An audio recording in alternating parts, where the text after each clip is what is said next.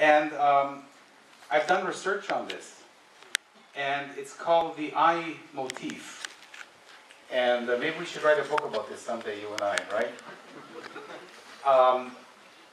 If you come to Israel and you say, oh, Israelis are this and Israelis are that, and they do that and they do the other thing, chances are you will not stay with us.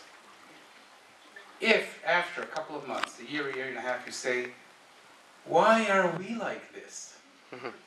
Chances are that 40 years from now, you'll be still around. I don't think I will. That's the first thing. And the second thing is that this is a country of the unpredictable. I spent 36 years at Tel Aviv University, and I tried to take an early retirement last week, and I succeeded. Yes, and that's against all odds. I managed to extricate myself. And I said, oh, Yofi, I'm going to do the things I wanted to do when I came here 40 years ago. To sing, play my saxophone, write my children's stories, and invent things. And within a couple of hours, I got a job. I'm now Dean of Students at Afeka College. So it's really wonderful to welcome you here. And I really wish you lots of success. Remember the I motif.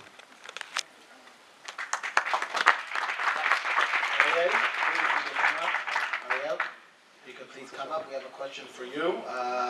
What do you think the main assets or benefits that Orlim could bring to an Israeli business from your experience in setting up what you have? Okay. So hi, I'm Ariel Beeri. Want to answer real quick the question, and then it goes into the question of assets.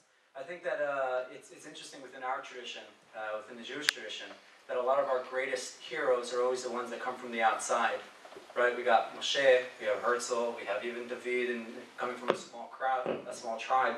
And I think it's something that Olim have that is important. That is, when you're coming in from the outside, you tend to see opportunities that people just accept as everyday things.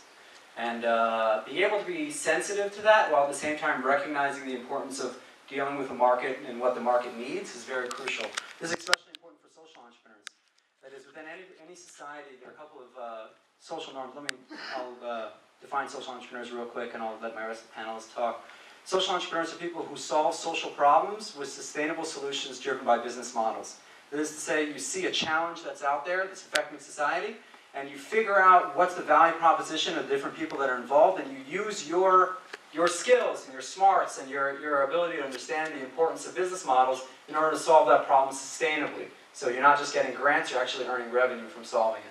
Now, I think that social entrepreneurs are incredibly important, especially when they're coming as immigrants, because they see that things don't have to be as they are. They see social challenges that other people just accepted because of stereotypes or what have you. And so I think that Olim have a wonderful opportunity to do it. To not only live a meaningful life because you're living in Israel, but to live a meaningful life, one that impacts the world because you're working in Israel, to use and solve Israel's problems and use Israel's as a laboratory in order to solve social problems around the world.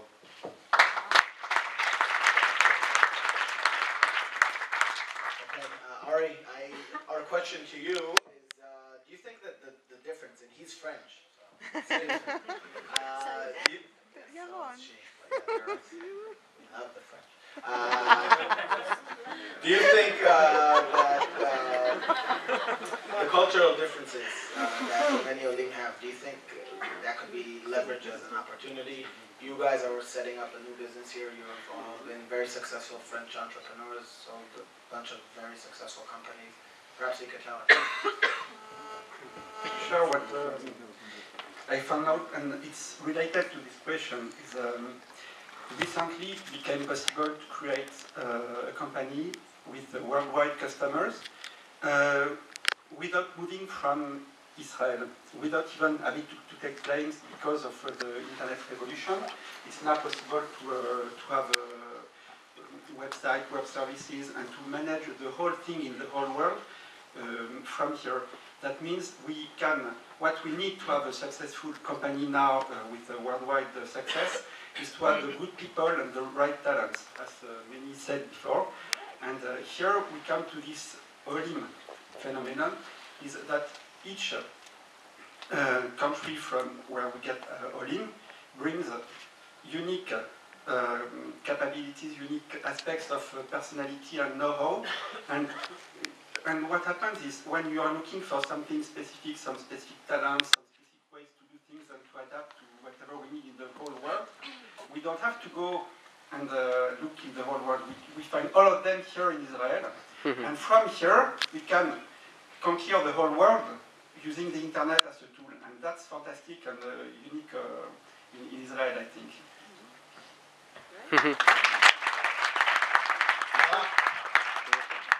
Barak is one of Israel's very strong lawyers. He works with Beeri. Beeri, please raise your hand. Down first floor. Barak, if you could tell us what the 3 practical tips that you could give a person setting up a company in Israel. You'll have to excuse me, I'm not used to speaking to so many people. And usually I have only one judge. And also not getting paid for what I'm going to say. I usually don't. But when they told me that I can give an advice to Olim, I thought it would be a good thing to do. So I have not 3 advices, only one advice. You don't need a lawyer. So seriously, I have a very good friend of mine. He told me, we businessmen, if we hear and do whatever our lawyers tells us, we will never do business. And I think he's right, probably is. Lawyers, they only stop you from getting to your goal. They give you a lot of demands and long agreements and with tiny letters. And they make you think of things you don't want to hear. Big invoices, Yeah.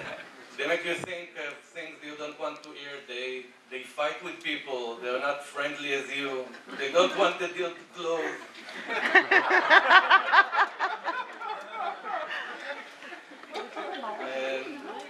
And that is why I think that you don't need a lawyer when you start a business. You need a very good one that will help you.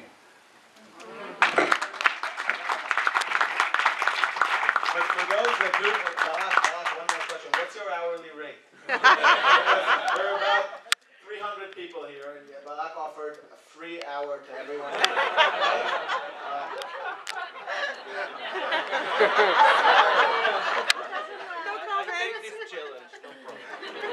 That was very kind of you.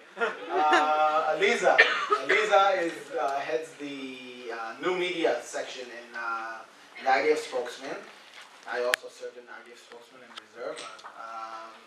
Haven't met yet. However, there's a very, you probably have all followed, the IDF has done an incredible job during the past few wars/events, or operations, whatever they're